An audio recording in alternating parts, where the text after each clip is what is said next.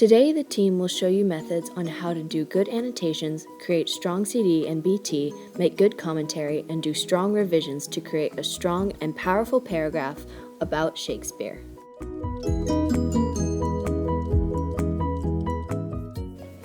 When annotating, it is important to underline quotes that relate to your BT.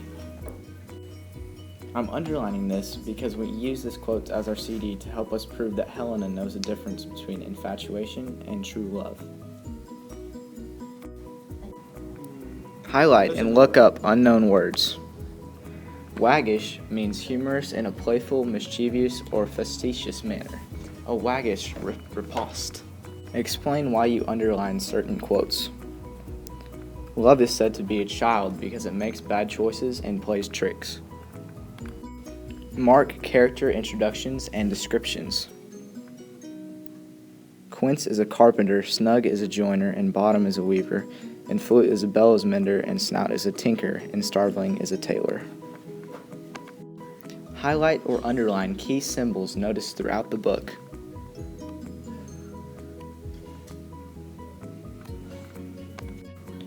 When annotating, it is also important to note the themes of the book and explain the deeper meaning of important plot events, quotes, and speeches of characters. When annotating, do not highlight the entire page.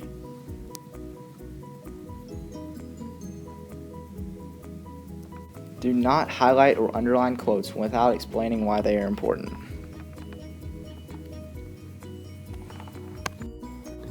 In writing a good essay, strong body theses and concrete details are essential to making your essay strong and rich with detail, as well as making your writing experience easy.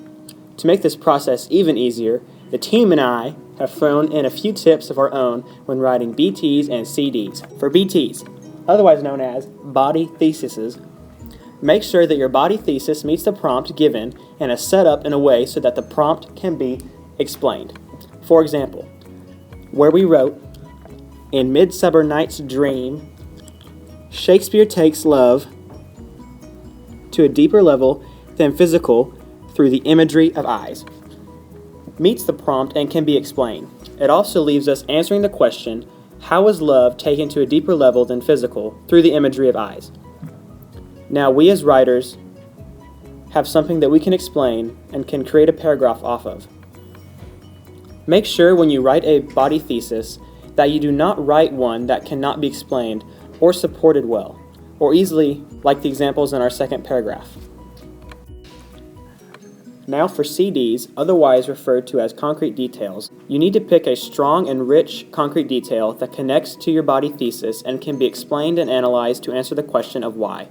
For example, when we say, Helen accused Cupid to create the image of a deeper love, full of form and dignity, using blindness and naivety, we are connecting the concrete detail to the body thesis through blindness and naivety. This concrete detail also sets us a chance for us to explain and analyze how Cupid creates a deeper love through blindness and naivety. Make sure when writing a concrete detail that you do not write one that does not connect to your body thesis and does not give ample evidence to be explained. After you've created your strong CD, it's time to use your commentary to help back it up. You want to use your first section of commentary as a way to make a claim from the provided CD that you made, such as Helena has a deeper understanding of love. After you've made this claim, you want to use your second commentary to prove this claim with your explanation and make the purpose of it clear. While writing, it's completely fine if you have to draft your commentary a couple of times to get the right words, but if you can't find the right words to support your claim without creating plot bleed, then you may not have chosen the right commentary for your CD. Try a couple of rephrasing and see where you end up. If you're unsure of things that you want to prove in your commentary, start with things that you've gone over in class that you already know. It's a good idea to take notes during class of any ideas that pop into your head, as you may not be able to remember them later.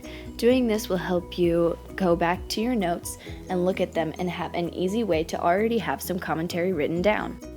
Make sure when writing your commentary that you are adding on to what the teacher said and not simply repeating it. Redundancy in a commentary is not good. If ideas still refuse to come to your head and Shakespeare is confusing you, try putting the story into your own words. Often, if you can explain something, you can also know it, and once you know something, it's very easy to look through and find the symbols and different ways of interpreting it. Take a main theme of your story, for example, love, and see if you can find truths that you already know to be true of the subject, like love. This makes your job of commentary easier since you already know about the subject and all you need to do is find proof. When revising your paragraph, go through and take out or find great alternatives for to-be verbs. To-be verbs are am, is, are, was, be, being, been, have, had, has, and were. Next, go through and take out all contractions and abbreviations. Use the full name of the abbreviated object. Eliminated grammatical errors and plot bleed. Some of you may not know what plot bleed is. Plot bleed is when little plot facts make your way into your commentary, and they're plot facts that you haven't included in your CD. You want to get rid of these, as it makes your commentary incorrect as you're supporting evidence that you haven't included. Lastly, make sure to set your sources to avoid plagiarism and use proper MLA formatting when you're citing your sources and when writing your paragraph. Avoid using phrases like I think, my opinion is, and make sure that your wording is clear, concise, and focused. In conclusion, remember to underline key events and characters, find strong focus quotes in a supportable thesis, have no plot bleed and your interpretation in commentary, and to remember MLA format and check spelling and grammar for errors.